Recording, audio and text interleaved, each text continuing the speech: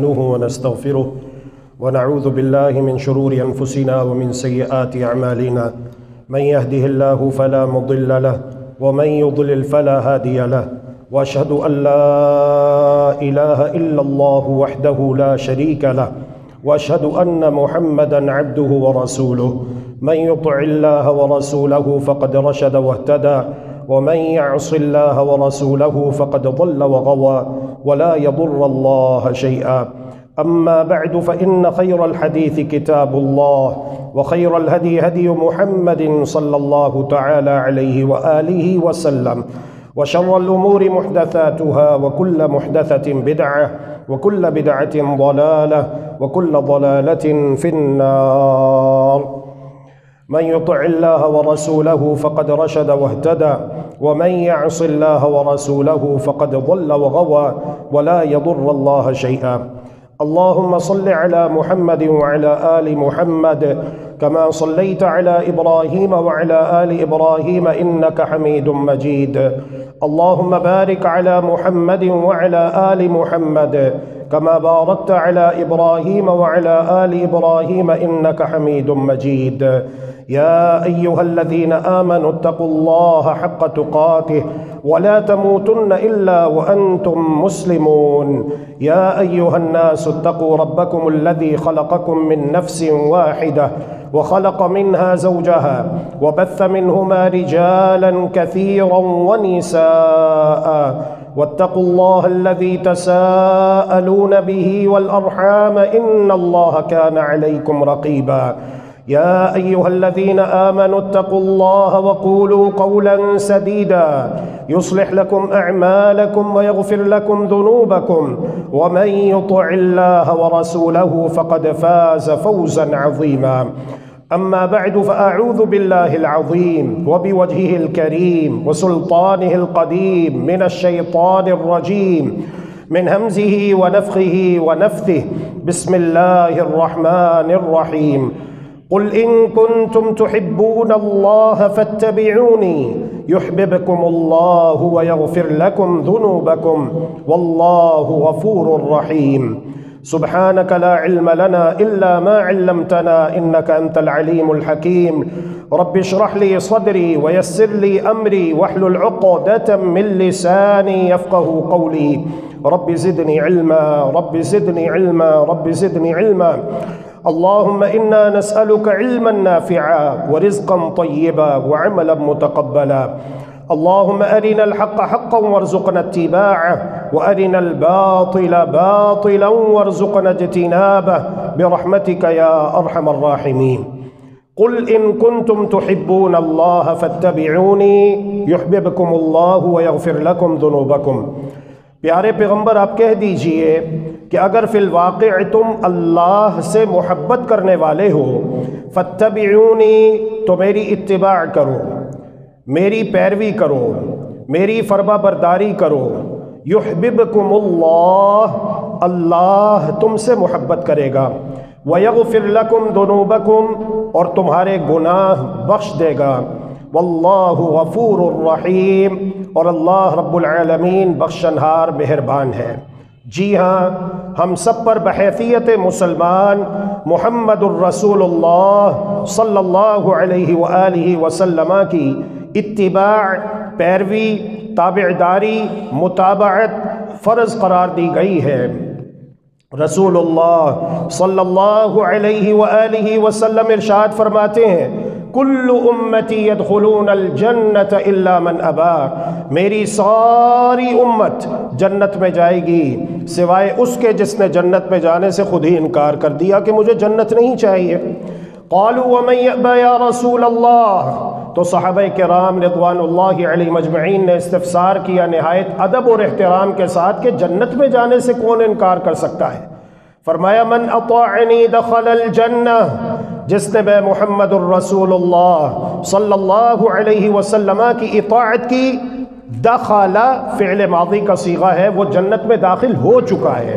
अभी क़यामत आनी है, अभी हिसाब किताब होना है, लेकिन कितनी बड़ी खुशखबरी है उसके लिए जो मुहम्मदुर रसूलुल्लाह सल्लल्लाहु अलैहि वसल्लम क़ाइद आज़म, हम सब के लीडर, ہم سب کے رہبر و رہنما، ہم سب کے مقتدا و پیشوا اور ہم سب کے پیر و مرشد محمد الرسول اللہ صلی اللہ علیہ وسلم کی اتباع کرتا ہے۔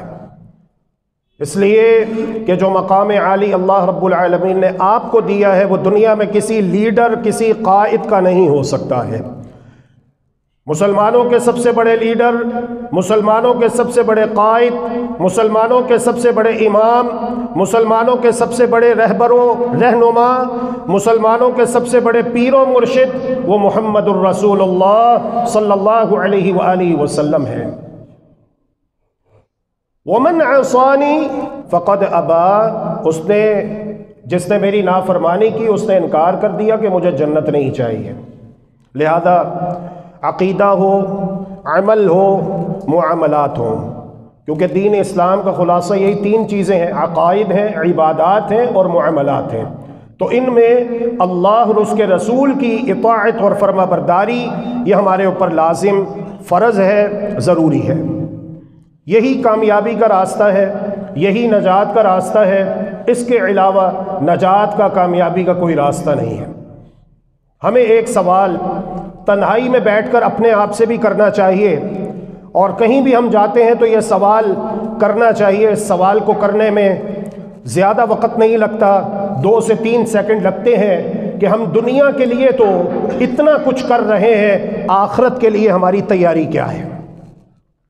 بس 100 باتوں کی ایک بات ہے، دنیا کے لیے ہم نے اتنا کچھ کیا ہے، کر رہے ہیں، کرتے رہتے ہیں، تھکتے نہیں، نہ دن دیکھتے ہیں نہ رات دیکھتے ہیں، حالانکہ دنیا کی زندگی فانی ہے، ختم ہو جانے والی ہے، کسی کو اگلے لمحے کی خبر نہیں ہے کہ میرے ساتھ کیا ہونے والا ہے۔ قرآن کہتا ہے وَمَا تَدْرِي نَفْسٌ مَاذَا تَكْسِبُ غَدًا، تو وہ جو اصل زندگی ہے آخرت کی، موت کو بھی قیامت کے دن موت آ جائے گی، اس کے لیے ہماری تیاری کیا ہے، اس کے لیے ہم نے کتنی فکر کی ہے، کتنی تیاری کی ہے۔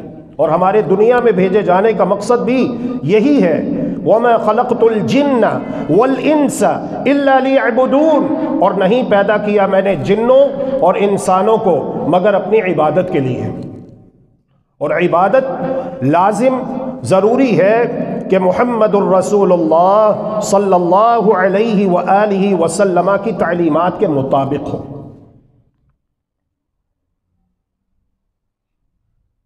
ہم تمام اماموں کا ادب کرتے ہیں، تمام بزرگوں کا احترام کرتے ہیں، لیکن ہم اس بات کی مذمت کرتے ہیں اور اسے درست نہیں سمجھتے کہ مسلمانوں کو اسلام کے نام پر فرقہ واریت کے اندر مبتلا کر کے کسی کو حنفی بنا دیا جائے، کسی کو مالکی بنا دیا جائے، کسی کو حنبلی بنا دیا جائے، کسی کو شافعی بنا دیا جائے، کسی کو قادری چشتی بنا دیا جائے۔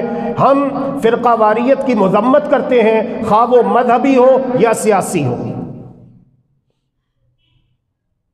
اسلام یہ کہتا ہے، قرآن یہ کہتا ہے کہ یہ اپنے اپنے دھڑے بندیاں ختم کرو اور اپنے اپنی پارٹیاں ختم کرو، اپنے اپنے جھنڈے ختم کرو، یہ جو تم نے اپنی الگ الگ پہچان بنا رکھی ہے یہ ختم کرو۔ انما المؤمنون اخوہ، مومن آپس میں بھائی بھائی ہیں۔ مومن مشرق کا رہنے والا ہو یا مغرب کا، شمال کا ہو یا جنوب کا، اگر وہ مومن ہے، کلمہ طیبہ پڑھنے والا اور اس کے تقاضے پورے کرنے والا، تو وہ ہمارا بھائی ہے، خواہ وہ عربی ہو، خواہ وہ عجمی ہو، خواہ وہ کالا ہو، خواہ گورا ہو، خواہ امیر ہو، خواہ غریب ہو، وہ ہمارا بھائی ہے، مسلمان بھائی ہے۔ وَاعْتَصِمُوا بِحَبْلِ اللَّهِ جَمِيعًا وَلَا تَفَرَّقُوا، تم سب کے سب مل کر اللہ کی رسی کو، اللہ کے دین کو، اللہ کے قرآن اور اللہ کے رسول کے سچے فرمان کو مضبوطی سے تھام لو۔ پریشان وہ ہوتا ہے جس کے پاس ہدایات نہ ہو، پریشان وہ ہوتا ہے جس کے پاس تعلیمات نہ ہو۔ کتنی واضح بات ہے، چمکتے سورج کی مانند واضح بات ہے، آفتاب نصف النہار کی مانند، کہ اللہ کے بندو ہم مسلمان ہیں، ہم نے کلمہ طیبہ لا الہ الا اللہ محمد الرسول اللہ صلی اللہ علیہ وسلم کا اقرار کیا ہے، اللہ کی عبادت کرنی ہے، اللہ کے سوا کوئی اور عبادت کے لائق نہیں ہے۔ طریقہ عبادت محمد الرسول اللہ صلی اللہ علیہ وآلہ وسلم کا جیسے آپ کا عقیدہ ہے ویسے ہمارا عقیدہ ہونا چاہیے، جیسے آپ نے نماز پڑھی ہے ویسے ہم نماز پڑھیں، جیسے آپ نے اذان کی تعلیم دی ہے ویسے ہماری مسجدوں میں بھی اذانیں گونجنی چاہیے، جیسے آپ نے روزہ رکھا ہے ویسے ہم روزہ رکھیں، جیسے آپ نے حج کیا ہے ویسے ہم حج کریں۔ الغرض پوری زندگی میں، وہ شادی بیاہ کا موقع ہو یا غمی خوشی کا موقع ہو یا سیاست حکومت کا میدان ہو یا طرز معاشرت یا معیشت ہو یا تعلیم ہو، زندگی کے ہر میدان کے اندر اسلام ایک مکمل ضابطہ حیات ہے۔ الحمدللہ ہمارے پاس ہدایات موجود ہیں۔ آج نکبت و ادبار کی جو سیاہ گھٹائیں ہمارے اوپر چھا رہی ہیں تو اس کی بنیادی وجہ یہی ہے کہ ہم نے ان تعلیمات سے سر منہ انحراف کیا ہے۔ لہذا اگر چاہتے ہیں کہ تحت الثرى سے نکل کر اوج ثریا کی بلندیوں پہ فائز ہو جائیں تو لازم اور ضروری ہے کہ رجوع الی الکتاب والسنہ، اللہ کے قرآن اور اللہ کے رسول صلی اللہ علیہ وسلم کے سچے فرمان کی طرف رجوع کریں اور وقت نکالیں اور اپنی تربیت کریں۔ آپ کے ذہن میں یہ ہونا چاہیے، پہلے میری دلی دعا ہے ان خوش نصیب افراد کے لیے جنہیں اللہ تبارک و تعالیٰ نے مسجد میں جمعۃ المبارک کا خطبہ سننے کے لیے اذان سے پہلے آنے کی توفیق عطا فرمائی۔ اللہ میں تیری بارگاہ میں دعا گو ہوں کہ تیرے بندوں نے وقت کی قربانی دی، بہت مصروف ہے لیکن تجھے راضی کرنے کے لیے وقت نکالا، اذان سے پہلے مسجد میں آئے۔ اللہ تو انہیں اپنے مقرب بندوں میں شامل فرما دے، جنہیں قیامت کے دن اے اللہ تو اپنے عرش کا سایہ عطا فرمائے گا اور اپنے سب سے قریب رکھے گا۔ اور یا اللہ میں دعا گو ہوں ان کے لیے جو اذان شروع ہونے کے بعد مسجد آئے یا آ رہے ہیں یا بھی آئے ہیں، اے اللہ ان کو ہدایت دے، اے اللہ ان کو سچی توبہ کرنے کی توفیق عطا فرما، اے اللہ ان کے دلوں میں جمعۃ المبارک کے خطبے کو سننے کے لیے قبل از اذان مسجد میں آنے کی اہمیت و عظمت اجاگر فرما، تاکہ یہ بھی تمام فضائل جو بیان ہوئے ہیں ہمارے لیے بیان ہوئے ہیں انہیں اپنے دامن میں سمیٹنے کی بھرپور کوشش کریں۔ جی ہاں، اللہ کے رسول صلی اللہ علیہ وآلہ وسلم کی تعلیمات ہی کی طرف لوٹنے میں عافیت ہے۔ نماز کے مسئلے کو معمولی مسئلہ نہ سمجھیے۔ میں نے بہت سارے لوگوں کو دیکھا، پاکستان میں بھی دیکھا ہے اور بھی جہاں جہاں اللہ لے گیا وہاں پہ دیکھا ہے۔ مدینہ میں الحمدللہ مسجد نبوی میں اللہ کا فضل ہے، اس کی رحمت ہے، مغرب سے عشاء ہماری کلاس ہوتی تھی تو as a teacher, as a استاد، مدرس میں پڑھاتا تھا۔ الحمدللہ پورا ہال بھرا ہوا ہوتا تھا اور اللہ کے فضل و کرم سے بغیر اسپیکر کے، بغیر مائک کے، وہ آخر تک کیا لوگوں کا جمع غفیر ہوتا تھا۔ اللہ کا فضل ہے، اس کی رحمت ہے۔ خواتین پردے میں ہوا کرتی تھی۔ اس کے بعد ہمارا سوالات جوابات کا سیشن بھی ہوتا تھا۔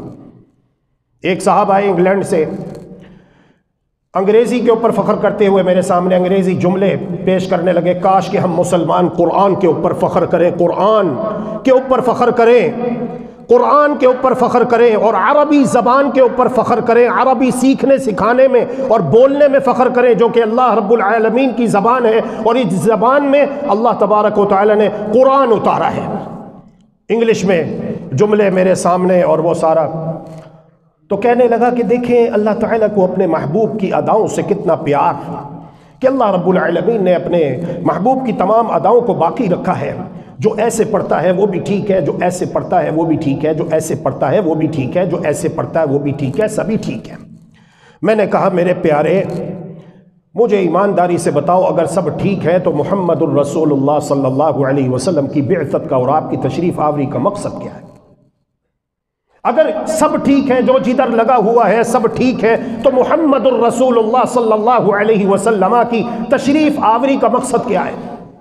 میں نے کہا آپ مکہ مکرمہ گئے تھے، وہاں پر آپ کو پتہ ہے خانہ کعبہ کے 4 کونے ہیں۔ ایک وقت تھا اللہ کی قسم فرقہ واریت اس قدر عروج پر تھی کہ خانہ کعبہ کے ہر کونے میں ہر امام کے نام پر جو مسلمانوں کے فرقے بنا دیے گئے ہیں اس کے نماز پڑھانے والے امام کے لیے ایک مصلی مختص کیا گیا تھا۔ یہاں پر حنفی امام کھڑا ہوگا، یہاں پر شافعی، یہاں پر حنبلی، یہاں پر مالکی، ایک امام نماز پڑھا رہا ہے، اس فرقے والے، اس مذہب والے اس امام کے پیچھے نماز پڑھ رہے ہیں، باقی اور کوئی نہیں پڑھ رہا۔ یہ خانہ کعبہ میں ہو چکا ہے، آپ تاریخ کا مطالعہ کیجئے۔ اس قدر تعصب ہے دشمن کو مسلمانوں کے ساتھ کہ جب میدانوں میں ہمارا ان سے مقابلہ ہوتا ہے تو باوجود اس کے کہ یہ تعداد میں تھوڑے ہوتے ہیں، اسباب میں تھوڑے ہوتے ہیں، وسائل میں تھوڑے ہوتے ہیں، لیکن ہمارے چھکے چھڑا دیتے ہیں، تو لہذا ان کو آپس میں گروہوں میں تقسیم کرو اور ان کو لڑاؤ تاکہ ان کی طاقت کمزور ہو جائے، اور جب ہم ان کے ساتھ مقابلے کے لیے میدان میں اتریں تو یہ تعداد میں تھوڑے ہوں، نتیجہ یہ نکلے کہ ہم آسانی کے ساتھ ان کے اوپر اپنی حکومت قائم کر کے ان کو اپنا غلام بنا لیں۔ پھر اللہ جزائے خیر دے، اللہ کے نیک بندوں کو ایک وقت آیا وہ چاروں مسلح ختم کر دیے گئے، اور ہمارے پاکستان سے ہی گئے تھے علماء جنہوں نے کہا تھا کہ ابھی بھی ایک بت باقی ہے وہاں پر، اور بتایا کہ وہ نشان جو لگائے گئے تھے وہ نشان ان کی نشاندہی کی گئی۔ مکہ مکرمہ کا غالباً جو اس وقت گورنر تھا اس کے ساتھ مذاکرات بھی ہوئے، تو انہوں نے کہا بالکل آپ لوگ درست کہہ رہے ہیں، علماء پاکستان، علماء اہل الحدیث، علماء سلفیین، ان کے توجہ دلانے پر الحمدللہ وہ علامات بھی ختم کر دی گئی۔ لیکن ایک وقت تھا، یہ ہوا ہے خانہ کعبہ میں، اور آج بڑے زور و شور کے ساتھ یہ ہو رہا ہے، جہاں بھی ان کو موقع ملتا ہے فورن فنڈنگ ہے، اسی طرح اندرونی بیرونی سازشیں ہیں، دشمنوں کی چال بازیاں ہیں۔ اللہ تبارک و تعالی ہم سب کو محفوظ و مامون فرمائے، اللہم آمین یا رب العالمین۔ کثرت یہ کوئی معیار نہیں ہے کہ جی یہ ایک صف سچی ہے اور یہ 1000 لوگ یہ جھوٹے ہیں کیا سارے، اور یہی تو دلیل مکہ کے لوگ دیا کرتے تھے۔ آپ نے اپنا ذہن یہ بنانا ہے کہ محمد الرسول اللہ صلی اللہ علیہ وآلہ وسلم نے کیا کیا، جو محمد الرسول اللہ صلی اللہ علیہ وسلم نے کیا اور جو وہ کر رہا ہے وہ صحیح ہے، اور جو اس سے ہٹا ہوا ہے اللہ کے رسول نے کہہ دیا میری ساری امت جنت میں جائے گی سوائے اس کے جس نے جنت میں جانے سے خود ہی انکار کر دیا کہ مجھے جنت نہیں چاہیے۔ پوچھا گیا کہ جنت میں جانے سے انکار کون کر سکتا ہے؟ فرمایا جس نے میری اطاعت کی وہ جنت میں داخل ہو چکا، اور جس نے میری نافرمانی کی، میری سنت کو، میری حدیث کو، میرے طریقے کو، میرے فرمان کو، میرے ارشاد کو، میرے قول کو، میرے عمل کو ترک کر دیا، اور کہا کہ جی فلاں امام یہ کہتے ہیں، فلاں بزرگ یہ کہتے ہیں، فلاں فتاوی کی کتاب میں یہ لکھا ہے، فلاں کی فقہ کی کتاب یہ لکھی ہے، تو کرتے رہو۔ کس کا نقصان کر رہے ہو؟ اپنا نقصان کر رہے ہو، جب آپ نے اللہ کے رسول کی حدیث کو، فرمان کو، سنت کو چھوڑ دیا اور کسی اور کے پیچھے لگ گئے۔ اور جب آپ کو سمجھایا گیا تو آپ نے کہا دیکھو جی وہ بھی تو اتنے بڑے عالم ہیں نا، آخر انہوں نے فتویٰ دیا ہے تو اس کی کوئی نہ کوئی دلیل تو ہوگی نا جی۔ تو بھئی وہ دلیل کدھر ہے؟ کدھر چھپا کے رکھی ہوئی ہے؟ نکالو اس کو باہر، ہمیں بھی دکھاؤ کدھر ہے وہ دلیل۔ اللہ کے رسول فرما رہے ہیں صلی اللہ علیہ وسلم ترکتکم علی المحجۃ البیضاء، اور میں تمہیں ایسے روشن دین کے اوپر چھوڑ کے جا رہا ہوں لیلھا کنہارھا، جس کی راتیں بھی اس کے دن کی مانند روشن ہیں، لا یزیغ عنہا الا ہالک، اس سے وہی ہٹ سکتا ہے، انحراف کر سکتا ہے جس کے نصیبے میں ہلاکت اور بربادی لکھ دی گئی، والعیاذ باللہ۔ اللہ کے رسول کہہ رہے ہیں رات کے اندھیرے میں سیدہ عائشہ صدیقہ کائنات طاہرہ مطہرہ رضی اللہ عنہا فرماتی ہیں میں نے اللہ کے رسول کو بستر پر گم پایا، اندھیرا تھا، اللہ اللہ اللہ اللہ اللہ اللہ اکبر۔ آج کا نوجوان شادی کرنا چاہتا ہے اپنے آپ کو گناہ سے بچانے کے لیے، لڑکی والے پہلا سوال ہی یہ پوچھتے ہیں کہ بتاؤ مکان کتنے مرلے کا ہے، چھوٹا ہے بڑا ہے، ڈیفنس گلبرگ لبرٹی واپڈا ٹاؤن طارق گارڈن کدھر ہے، کسی پوش ایریے میں ہے یا کہاں پر ہے؟ اور اگر یہ کہہ دیا جائے کہ کرائے کا مکان ہے یا اپنا مکان ہے لیکن چھوٹا ہے یا پرانا بنا ہوا ہے، کہتے ہیں نہیں رہنے دو۔ اور دیکھو اپنے نبی کو، ہمارے نبی نے کیسی زندگی گزاری ہے۔ آج ہم لوگوں نے اپنے گھروں کو جنت بنا لیا لیکن حقیقی جنت کو بھول گئے، یہ سزا ملی اللہ کی طرف سے۔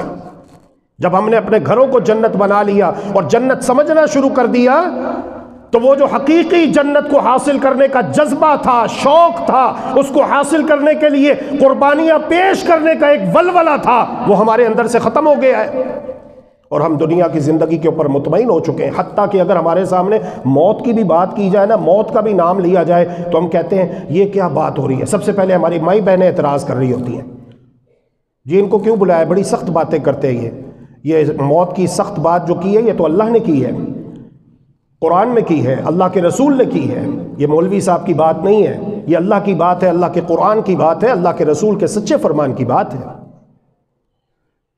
اللہ اکبر اللہ اکبر۔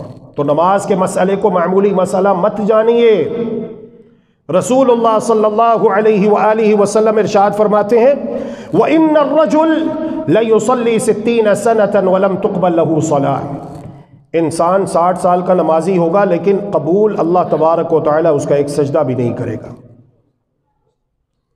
پڑھتے رہو نمازیں۔ کبھی فکر دامن گیر ہوئی ہے کہ یہ میں نے جو نماز پڑھی ہے، میں ذرا 5 منٹ نماز پڑھنے کے بعد بیٹھ کے سوچوں تو صحیح کہ میں نے نماز کیسے پڑھی ہے، اور میں اللہ تعالیٰ سے دعائیں بھی کروں کہ یا اللہ میں نے یہ نماز پڑھی ہے، کوشش کی ہے میں نے، یا اللہ جو علم میں نے حاصل کیا ہے، تحقیق کی ہے کہ میرے نبی اس طرح نماز پڑھتے تھے جن کا میں نے کلمہ پڑھا ہے لا الہ الا اللہ محمد الرسول اللہ صلی اللہ علیہ وآلہ وسلم، اے اللہ قبول فرما لے، اگر کوئی کمی کوتاہی رہ گئی ہو تو یا اللہ میں تجھ سے معافی مانگتا ہوں، معاف کر دینا۔ نماز پڑھنے کے لیے اول تو آتے ہی نہیں مسجد، اِنَّا لِلَّهِ وَإِنَّا إِلَيْهِ رَاجِعُونَ کہہ سکتے ہیں اور ہدایت کی دعائی کی جا سکتی ہے، اور اگر آ جائیں بہت تھوڑے ہوتے ہیں جو نماز کے بعد سکون سے بیٹھے ہوتے ہیں اپنی جگہ پر، 5-10 منٹ بیٹھ کے سکون سے اذکار کرتے ہیں، فکر ہوتی ہے کہ میں آیا تو تھا، وضو کر کے وقت نکالا، نماز پڑھی ہے، پتہ نہیں اللہ نے قبول بھی کیا کہ نہیں کیا، پتہ نہیں کوئی کمی کوتاہی نہ رہ گئی ہو۔ اور 98% مسلمانوں کے نمازی، نماز پڑھنے والوں میں وہ ہے 98%، میں مبالغہ نہیں کر رہا، حقائق کی روشنی میں بات ہو رہی ہے۔ نماز کے بعد آپ بھی دیکھ لیجئے گا، جیسے ہی سلام پھرتا ہے شاید امام صاحب بعد میں دوسرا سلام پھیرتے ہیں اور وہ پہلے دروازے پر پہنچا ہوتا ہوں، انا للہ و انا الیہ راجعون۔ تو ایسی نمازوں کو اللہ کو ضرورت نہیں ہے۔ لہذا جمعۃ المبارک کا جو مقصد ہوتا ہے اپنی ذمہ داری کو پہچاننا اور اس کا احساس کرنا، اس کا احساس کیجئے۔ نماز پڑھنا دن اور رات میں ہر مسلمان کے اوپر 5 مرتبہ فرض ہے، اور نماز کیسے پڑھنی ہے؟ نماز پڑھنی ہے محمد الرسول اللہ صلی اللہ علیہ وسلم کے طریقے کے مطابق۔ تو اللہ کا فضل ہے، اس کی رحمت ہے، گزشتہ 2 جمعوں سے نماز محمدی بیان ہو رہی ہے، اب ہم آخری تشہد پر پہنچے ہیں، اور میں کوشش کروں گا اللہ تعالیٰ مدد فرمائے کہ آج کے خطبہ جمعۃ المبارک میں سلام تک کم از کم نماز کا طریقہ مکمل ہو جائے۔ محمد الرسول اللہ صلی اللہ علیہ وآلہ وسلم 4 رکعتوں والی نماز میں تشہد میں ایسے ہی بیٹھا کرتے تھے جیسے آپ پہلے تشہد میں بیٹھتے تھے۔ پہلے تشہد میں بیٹھنے کا طریقہ تھوڑا سا مختلف ہے، لیکن دوسرے تشہد میں تورک کیا جاتا ہے، اور جو بات ہم نے ابھی کہی اس کا مطلب یہ ہے کہ تشہد ویسے کیا کرتے تھے جیسے آپ نے پہلا تشہد کیا ہے، لیکن بیٹھنے کا طریقہ مختلف ہے۔ تورک الحمدللہ ہماری عورتیں، خواتین تو کرتی ہیں، لیکن مرد حضرات نہیں کرتے۔ آپ بھی علم حاصل کیجئے، اور آج سے اب جو نماز پڑھیں گے اس میں آپ نے یہی کرنا ہے۔ اصول کے پلے سے باندھ لیجئے کہ جو بھی نماز ہے سلام پھیرنے، جس تشہد میں آپ نے سلام پھیرنا ہے اس میں آپ نے تورک کرنا ہے، تا و را کاف، تورک کہتے ہیں اس کو۔ تورک کیا ہے؟ محمد الرسول اللہ صلی اللہ علیہ وآلہ وسلم اذا جلس فی الرکعۃ الآخرۃ قدم رجله اليسرى ونصب الأخرى وقعد على مقعدته۔ محمد الرسول اللہ صلی اللہ علیہ وسلم جس تشہد میں آپ نے سلام پھیرنا ہوتا، خواہ وہ 2 رکعت والی نماز ہو یا 4 رکعت والی، اصول یہ ہے کہ جب آپ تشہد میں بیٹھے اور بس اب آپ نے نماز سے فارغ ہو کر سلام پھیرنا ہے، خواہ وہ 2 رکعت ہے یا 4 رکعت ہے، تو آپ تورک کریں گے۔ تورک کیا ہے؟ کہ آپ نے اپنا بایاں قدم دائیں ٹانگ کے نیچے سے نکالنا ہے باہر، اور زمین پر بیٹھنا ہے۔ پہلے تشہد میں کس طرح بیٹھے تھے؟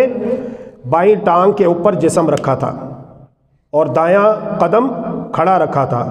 اب جو آخری تشہد ہے، سلام پھیرنا ہے جس کے اندر، اس کے اندر آپ نے کیا کرنا ہے؟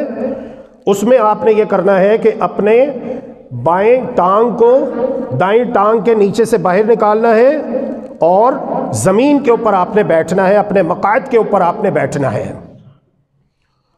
یہ ہے طریقہ محمد الرسول اللہ صلی اللہ علیہ وآلہ وسلم کا آخری تشہد میں بیٹھنے کا۔ نہیں سمجھ آئی تو نماز کے بعد وقت نکالیے، میرے پاس آئیے، میں آپ کو کر کے دکھاؤں گا انشاءاللہ۔ آخری تشہد میں دائیں پاؤں کو بچھا کر رکھنا بھی درست ہے۔ پہلا مسئلہ کیا ہے کہ دایاں پاؤں آپ کا کھڑا ہوا ہے، ٹھیک ہے، اور آپ نے دائیں ٹانگ کے نیچے سے بایاں پاؤں نکالا ہے۔ دوسرا مسئلہ یہ ہے کہ روایت میں یہ بات بھی ملتی ہے سم ٹائم انسان کے یہاں پہ پاؤں میں، قدم میں کوئی موچ آ جاتی ہے، یا درد محسوس ہو رہی ہوتی ہے، یا تکلیف ہوتی ہے، کوئی مسئلہ ہوتا ہے اس کو جسمانی طور پر کہ وہ نہیں اسے سیدھا رکھ پا رہا ہوتا، تو پھر یہ ہے کہ آپ اسے بچھا بھی سکتے ہیں، اس طرح لٹا بھی سکتے ہیں، دین آسان ہے۔ دایاں ہاتھ دائیں ران کے اوپر رکھنا ہے، دائیں ران کے اوپر یا دائیں گھٹنے کے اوپر۔ دایاں ہاتھ اس طرح سے آپ نے تمام انگلیاں بند کر لینی ہیں، اور ایک تو یہ ہے کہ حلقہ بنا لیجئے، انگوٹھے کو درمیان والی انگلی کے ساتھ ملا کے حلقہ بنا لیجئے۔ دوسرا یہ ہے کہ تینوں انگلیوں کو بند رکھیے اور انگوٹھے کو درمیان والی انگلی کے ساتھ ملا لیجئے۔ دونوں طریقے محمد الرسول اللہ صلی اللہ علیہ وسلم سے ثابت ہیں۔ جو انگشت شہادت ہے اس کو آپ نے اسٹریٹ سیدھا نہیں رکھنا، بلکہ تھوڑا سا خم دینا ہے، تھوڑا سا خم دینا ہے۔ اور جب آپ تشہد میں بیٹھتے ہیں، خواہ پہلا ہو یا دوسرا ہو، تو آپ کی نگاہیں اس پر ہونی چاہیے، سجدے والی جگہ پر نہیں دیکھیں گے۔ جب قیام کی حالت میں ہے، رکوع میں ہے، سمع اللہ لمن حمیدہ، تب ہم سجدے والی جگہ پر دیکھیں گے۔ لیکن جب ہم دو سجدوں کے درمیان بیٹھتے ہیں یا تشہد میں بیٹھتے ہیں تو ہم شہادت والی انگلی پر اپنی نگاہیں رکھیں گے۔ تشہد اول ہو یا تشہد ثانی ہو، پہلا ہو یا دوسرا ہو، اول تا آخر جب آپ بیٹھ گئے ہیں اور آپ نے اس طرح سے انگلیاں بند کر لی، التحیات للہ جب آپ نے پڑھنا شروع کی ہے دعا، تو اس کے ساتھ ہی آپ کیا کریں گے؟ انگلی کو حرکت دیں گے آہستہ آہستہ۔ لہی اشد علی الشیطان، اور جب آپ انگلی کو حرکت دیتے ہیں تو اس کی ضرب شیطان کو لگ رہی ہوتی ہے، شیطان کو تکلیف ہو رہی ہوتی ہے، لہذا شیطان کو ذلیل کرنا ہے جتنا ہو سکے، کیونکہ یہ ہمارا دشمن ہے، یہ اللہ کا بھی دشمن ہے، ہمارا بھی دشمن ہے، اللہ کے نیک بندوں کا بھی دشمن ہے۔ تو یہ موقع ہوتا ہے اس کے اوپر ضرب لگانے کا، آہستہ آہستہ اس کو آپ نے حرکت دینا ہے۔ یہ نہیں ہے کہ اپنی تمام تر توجہ آپ نے اسی کے اوپر مبذول رکھنی ہے کہ بس یہی کام کرتے رہے، نہیں، آہستہ آہستہ۔ اور اصل کرنے کا کام ہے کہ دعا پڑھیں اور آپ کا ذہن جو ہے وہ دعا کے ساتھ چل رہا ہو کہ اس کا ترجمہ کیا ہے۔ التحیات للہ والصلوات والطیبات۔ اب وقت نکالیے نا، جمعے کا وقت تو تھوڑا سا ہوتا ہے، پورا ہفتہ وقت نکالیں، آیا کریں مسجد میں، کلاس ہوتی ہے، سیکھیں، نماز کی دعائیں سیکھیں، نماز کی دعاؤں کا ترجمہ سیکھیں۔ یہ تو وقت نکالنا پڑے گا اب آپ کو۔ التحیات کا معنی کیا ہے؟ کہہ تو رہے ہو لیکن آپ کو پتہ ہونا چاہیے اس کا مطلب کیا ہے۔ تحیت ان کی جمع ہے التحیات، پھر اس کی گہرائی میں جا کر اس کے مفہوم کو سیکھنا سمجھنا، تاکہ جب نماز پڑھے تو مزہ آئے، لذت آئے۔ جس طرح پھل کھاتے ہیں، فروٹ کھاتے ہیں، گوشت کھاتے ہیں، اللہ کی نعمتوں سے لطف اندوز ہوتے ہیں، آپ کی زبان اس کی لذت اور اس کا ذائقہ چکھتی ہے، ایسے ہی یہ جو دعائیں ہیں، جو اذکار ہیں، جو وظائف ہیں، جو ایمان ہے، اللہ کی قسم اس کی بھی مٹھاس ہے، اس کی بھی حلاوت ہے، اس کی بھی شیرینی ہے۔ جب انسان دل سے یہ سارے کام کر رہا ہوتا ہے تو اسے بڑا مزہ آتا ہے، بڑی لذت آتی ہے، بڑا سرور آتا ہے اس کو دل سے۔ التحیات للہ، تمام تر قولی عبادتیں کس کے لیے؟ اللہ کے لیے۔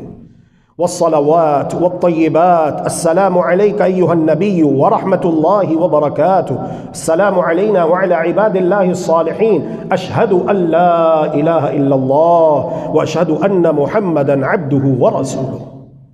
پھر پہلا تشہد بھی ہے تو آپ درود ابراہیمی پڑھیے اگر موقع ملتا ہے۔ کیوں؟ دلیل یہ ہے کہ اللہ کے رسول صلی اللہ علیہ وآلہ وسلم نے ارشاد فرمایا کہ جب تم تشہد میں بیٹھو تو درود پڑھو۔ اب یہاں پر یہ نہیں کہا کہ صرف دوسرے میں پڑھنا ہے، پہلے میں نہیں پڑھنا۔ تو جب ایک عام بات ہے تو پڑھ لینا یہ افضل ہے، یہ مسنون ہے، یہ مستحب ہے کہ پڑھ لینا چاہیے۔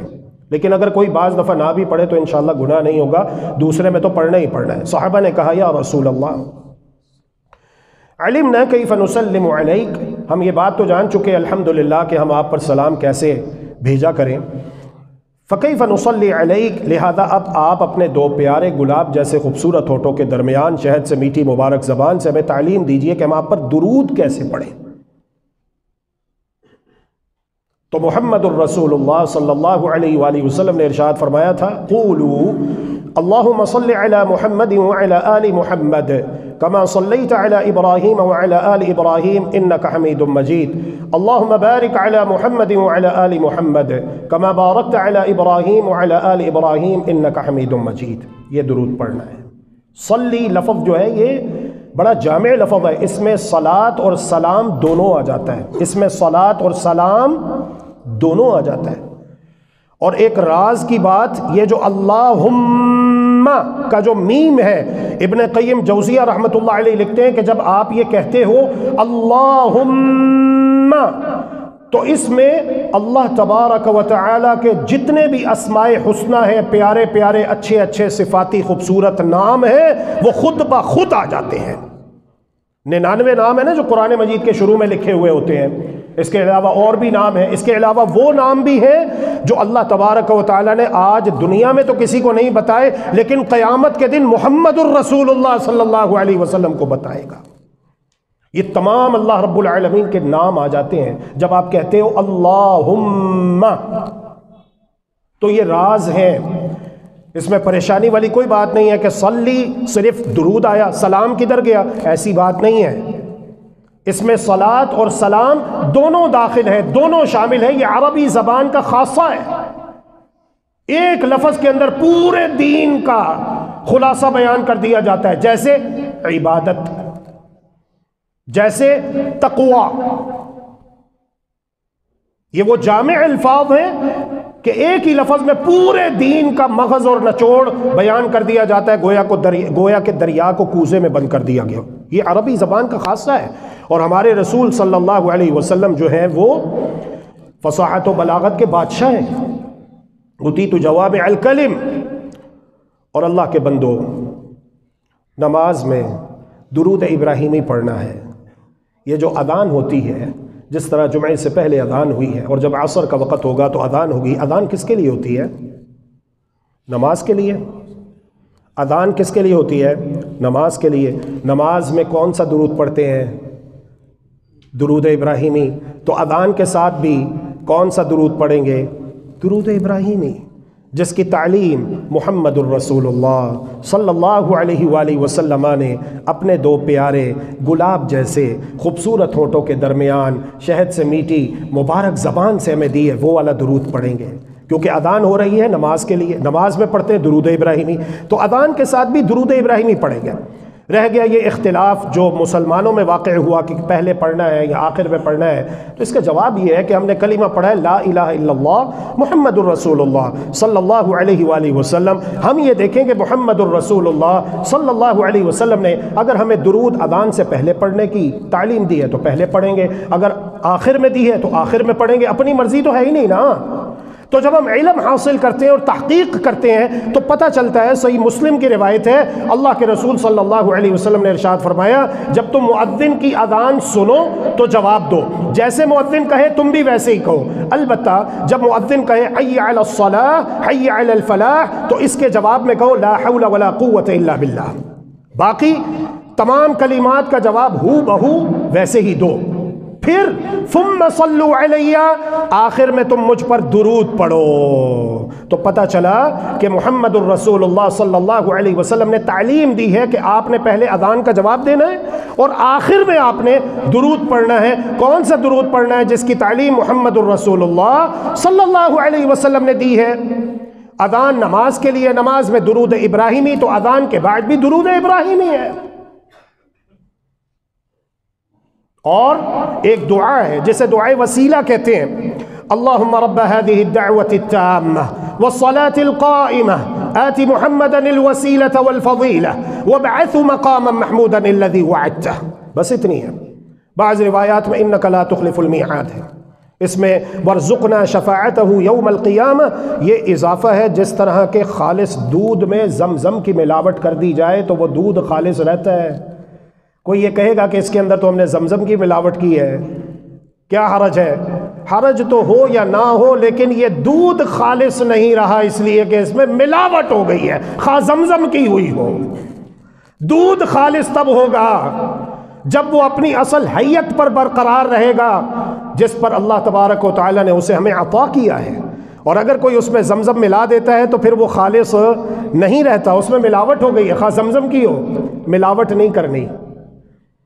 ایک صحابی ہیں عبداللہ ابن عمر رضی اللہ عنہما، بیٹھے ہوئے تھے، ان کے پاس ایک شخص تھا، اسے چھینک آئی، اس نے کہہ دیا الحمدللہ والصلاة والسلام علی رسول اللہ۔ الحمدللہ، سب تعریفیں اللہ کے لیے ہیں۔ چھینک آئی، سائنس بھی کہتی ہے کہ جراثیم جو ہے کتنے ہی ہلاک ہو جاتے ہیں، دماغ کھل جاتا ہے، فریش ہو جاتا ہے، سانس کی بند نالیاں کھل جاتی ہیں، دل کے وال اگر وہ بند ہو رہے ہوں یا کوئی چربی وغیرہ آ رہی ہو تو وہ سب دور ہو جاتی ہے، انسان بڑا ریلیکس ہو جاتا ہے۔ اللہ اکبر۔ تو وہ کہتا ہے کہ الحمدللہ، اللہ کا شکر ہے، سب تعریفیں اللہ کے لیے ہیں کہ یہ چیز میری موت کا سبب نہیں بنی، اللہ نے مجھے زندگی دی، میری زندگی میں برکت ڈال دی۔ چھینک آتی ہے تو وہ اللہ کا شکر ادا کرتا ہے، اللہ کی تعریف کرتا ہے، اور ساتھ اس نے کیا کہا والصلاة والسلام علی رسول اللہ، درود و سلام ہو اللہ کے رسول پر۔ آپ سوچئے، کیا اس نے کوئی بری بات کہی؟ کیا اس نے کسی کو گالم گلوچ کیا، سب و شتم کیا؟ کوئی بری بات کہی اس نے؟ اللہ کی قسم، اس نے اتنی بڑی نیکی کی ہے کہ جبریل امین علیہ السلام آتے اور کہتے ہیں اے پیارے محمد، کیا آپ اس بات کے اوپر خوش ہو جائیں گے کہ آپ کا رب یہ کہتا ہے کہ جو مسلمان آپ پر ایک مرتبہ درود پڑے گا، میں اللہ تبارک و تعالی اس کے 10 گناہ معاف کروں گا، جنت میں 10 درجات بلند کروں گا، اور اس کے نامہ اعمال میں 10 نیکیاں لکھی جائیں گی۔ اتنی بڑی نیکی کی اس نے کوئی گناہ نہیں کیا، اس نے کسی کو برا نہیں کہا، درود پڑھا ہے اس نے۔ لیکن صحابی رسول جن کی تربیت اور جن کی تعلیم براہ راست محمد الرسول اللہ صلی اللہ علیہ وسلم نے کی، انہوں نے جب یہ سنا تو فوراً اس کی جانب متوجہ اور کہنے لگے بھائی آپ نے یہ کیا کیا؟ آپ نے الحمدللہ کہا، اتنی تو ٹھیک ہے بات، لیکن آپ نے یہ جو آگے کہا ہے کہ والصلاة والسلام علی رسول اللہ، یہ کیا کر دیا آپ نے؟ تو اس نے وہی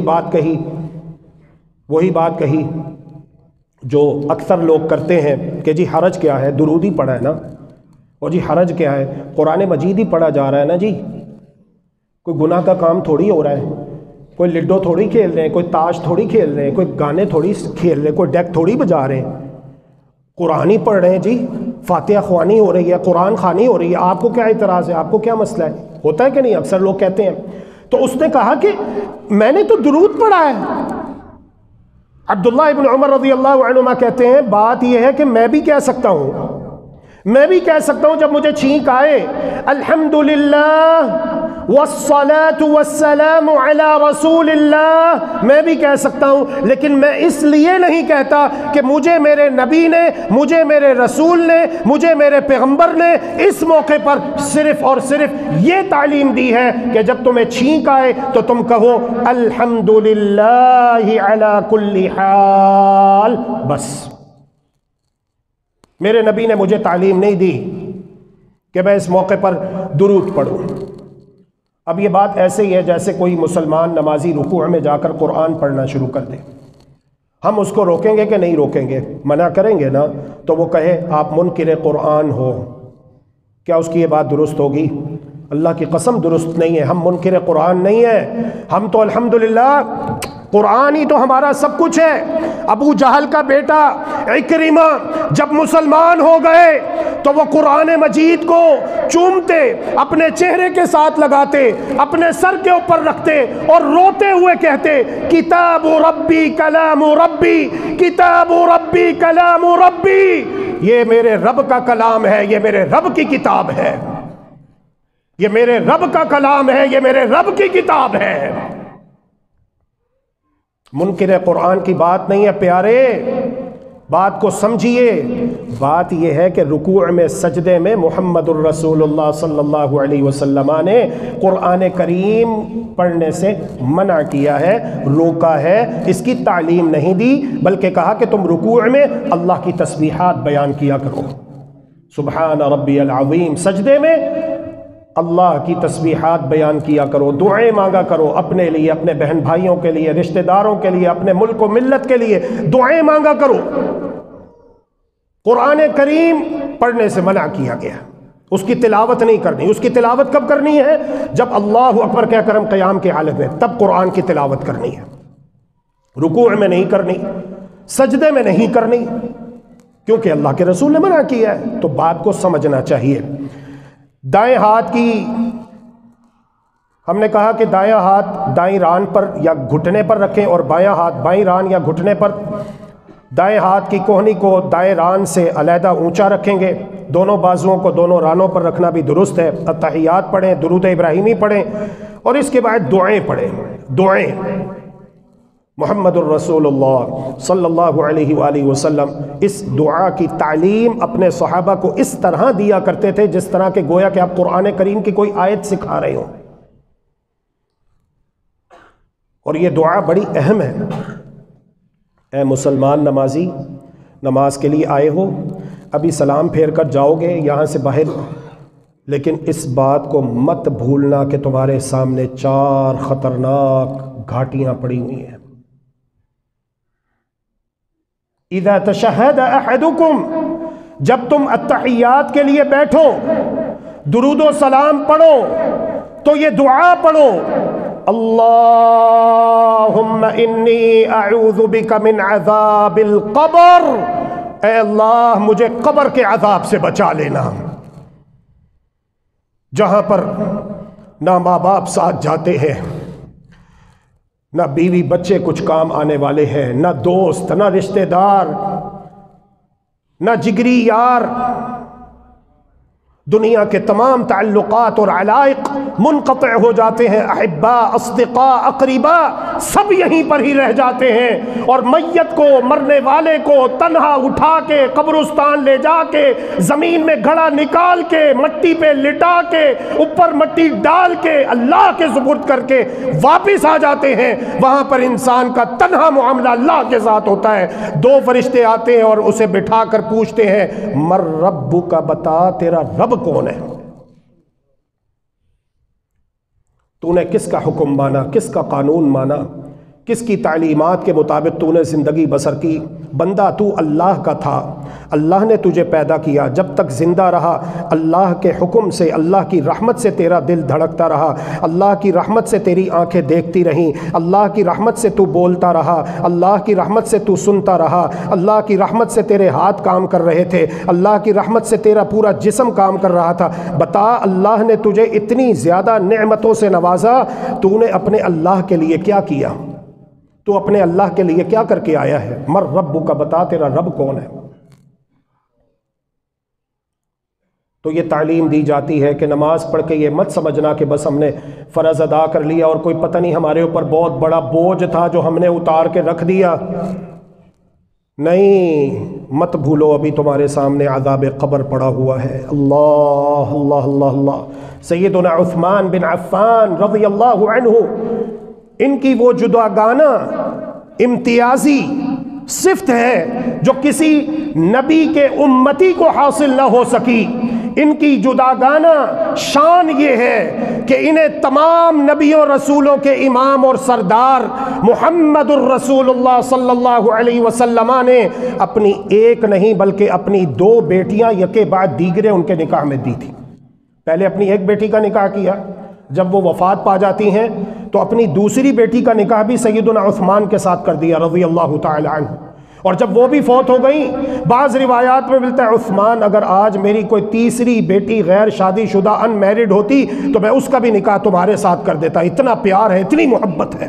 اللہ اکبر، اللہ اکبر۔ لیکن عالم یہ ہے کہ جب قبرستان سے گزرتے ہیں، قبروں کو دیکھتے ہیں تو وہاں پر ٹھہر جاتے ہیں اور اس قدر رقت طاری ہو جاتی ہے، رو پڑتے ہیں کہ آپ کی داڑھی آنسوؤں سے بھیگ جاتی ہے۔ پوچھنے والے پوچھتے ہیں کہ پیارے عثمان کیا بات ہے، جنت کا تذکرہ ہوتا ہے آپ کی یہ کیفیت نہیں ہوتی، جہنم کا تذکرہ ہوتا ہے آپ کی یہ کیفیت نہیں ہوتی، لیکن جب قبرستان سے گزرتے ہوئے قبروں کو دیکھتے ہیں تو آپ کی یہ کیفیت ہو جاتی ہے۔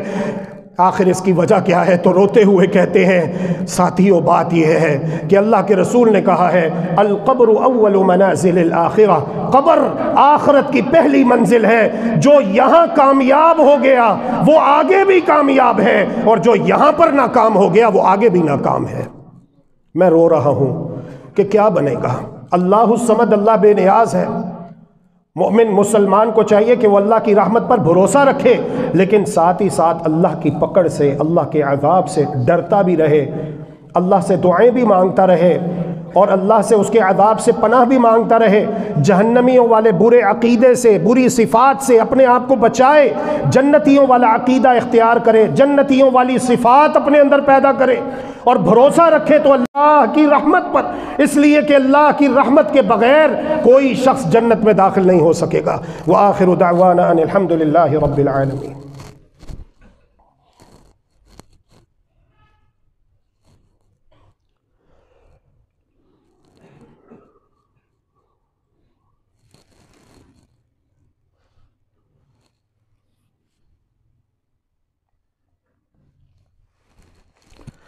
بسم اللہ الرحمن الرحیم، الحمد للہ والصلاة والسلام علی رسول اللہ وعلی آلہ وصحبہ وموالاه وبعد۔ ان اللہ وملائکتہ یصلون علی النبی یا ایہا الذین آمنوا صلوا علیہ وسلموا تسلیما۔ اللہ تبارک و تعالی ہمیں توفیق دے کہ ہم قرآن مجید کو اپنے دل کی بہار بنا لیں، اپنی آنکھوں کی ٹھنڈک بنا لیں۔ جب ہم قرآن مجید کو صحیح معنوں میں پڑھیں گے، حکمران بھی اور عوام بھی، اور قرآن مجید کو اپنا اوڑھنا بچھونا بنا لیں گے، قرآن مجید کی تعلیمات کو سمجھیں گے اور اس کے احکامات پر عمل بجا لائیں گے، اپنی پریکٹیکل لائف میں، سوشل سیٹ اپس میں اس کو نافذ کریں گے، تو اللہ کی قسم پھر کسی کو قرآن مجید کو جلانے کی یا اس کی توہین کرنے کی جرت نہیں ہو سکے گی اللہ کے فضل و کرم سے۔ لہذا جو اصل کرنے کا کام ہے اس پر توجہ دیجئے، قرآن مجید سے پیار کیجئے، محبت کیجئے، اس کو پڑھیے، اس کو سمجھیے، اس کی تعلیمات کے اوپر عمل کیجئے، اسی میں ہی کامیابی ہے، نجات ہے۔ شاعر مشرق ڈاکٹر علامہ اقبال بھی کہہ گئے، وہ معزز تھے زمانے میں حامل قرآن ہو کر، اور تم ذلیل و خوار ہوئے ہو تارک قرآن بن کر۔ اور ان سے پہلے محمد الرسول اللہ صلی اللہ علیہ وسلم نے بھی یہی بات بیان کی ہے، ان اللہ یرفع بہذا الکتاب اقواما، بلا شک و شبہ اللہ سبحانہ و تعالی اس کتاب قرآن کے ساتھ بہت ساری قوموں کو عروج دیتا ہے، تحت الثرا سے نکل کر اوج ثریا کی بلندیوں پر فائز ہو جاتے ہیں، وَيَضَعُ بِهِ آخرین، اور جو قومیں قرآن کو، قرآن کی تعلیمات اور احکامات کو چھوڑ دیتی ہیں، اللہ تبارک و تعالیٰ ان کو ذلیل و رسوا کر دیتا ہے، بے یار و مددگار چھوڑ دیتا ہے۔ اور قرآن کہتا ہے بتلاؤ، سوچو، اگر اللہ تمہاری مدد کرے تو پھر کون سا لشکر دنیا کا تمہیں ہرا سکتا ہے، لیکن اگر اللہ تمہاری مدد نہ کرے تو پھر کون تمہاری مدد کر سکتا ہے۔ اللہ رب العالمین ہم سب کو پکا سچا مسلمان بننے کی توفیق عطا فرمائے۔ اللہم صلی وسلم وزد وبارک وانعم علی نبینا وحبیبنا محمد۔ ربنا آتنا فی الدنیا حسنہ وفی الآخرۃ حسنۃ وقنا عذاب النار۔ ربنا آتنا في الدنيا حسنة وفي الآخرة حسنة وقنا عذاب النار۔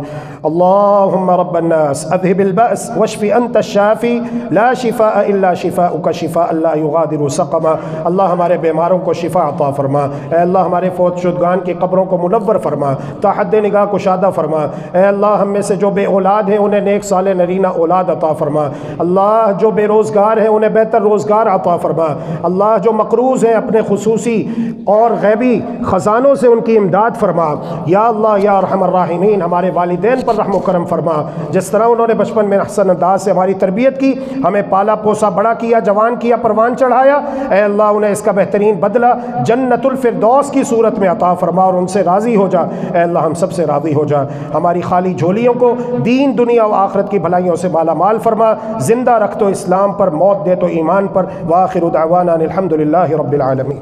اللهم إنك عفو تحب العفو فاعف عنا، اللهم إنك عفو تحب العفو فاعف عنا، إلهنا فاعف عنا، فاعف عنا يا كريم۔